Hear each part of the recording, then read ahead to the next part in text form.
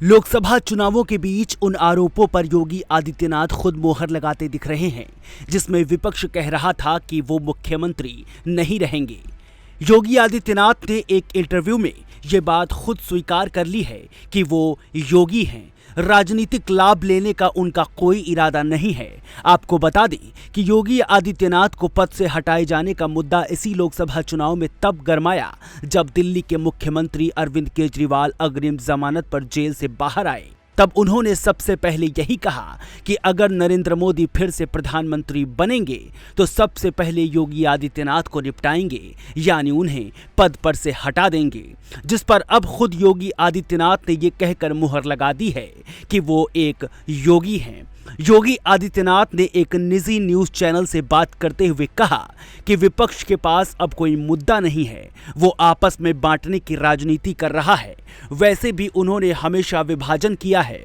पहले कांग्रेस ने देश को बांटा, फिर इन्होंने क्षेत्र के आधार पर, भाषा के आधार पर बांटा और इस चुनाव में जाति के आधार पर बांटकर इन्होंने अनेक प्रकार के प्रोपेगेंडा किए। योगी ने कहा कि ये विपक्ष का एक प्रोपेगेंडा है।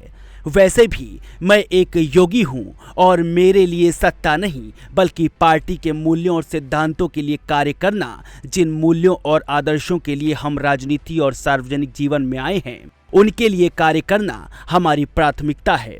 केजरीवाल जी, आपने सत्ता के लिए अपने सिद्धांतों की तिलांजलि दी है। जहां सिद्धांतों की बात आएगी, एक जन्म में नहीं 100 जन्म में हम उस सत्ता को ठुकराएंगे। नेशन फर्स्ट की जो हमारी थ्योरी है, पार्टी का सिद्धांत है, पार्टी के मूल्यों और सिद्धांतों के लिए हम कार्य करेंगे। उन मूल्यों के लिए किसी भी हद तक जाकर समर्पित भाव के साथ कार्य करेंगे। इसके अलावा योगी आदित्यनाथ 400 पार नारे पर भी कहा कि विश्वास नहीं बल्कि ये होना ही है। ये देश का मंत्र बन चुका है।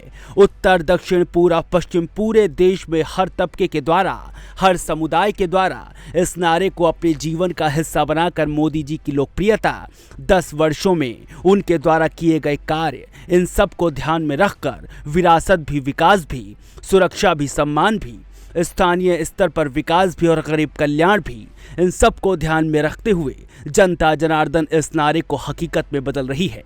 खैर, 400 पार होना या फिर 200 पार, ये तो 4 जून को तय हो जाएगा। मगर योगी आदित्यनाथ को पद से हटाए जाने की बात तब ही शुरू हो गई थी जब ऐसी खबरें आईं कि योगी आदित्यनाथ और नरेंद्र मोदी के बीच सब कुछ ठीक नहीं चल रहा, क्योंकि ऐसा माना जाता है कि योगी आदित्यनाथ को पद पर बिठाने का पूरा श्रेय संघ को जाता है और यही भाजपा के शीर्ष नेतृत्व को पसंद नहीं। अब ऐसे में कहा यह भी जा रहा है कि भाजपा में 2 लॉबी तैयार हो चुकी हैं, जिसमें एक अमित शाह वाली है और दूसरी योगी आदित्यनाथ वाली।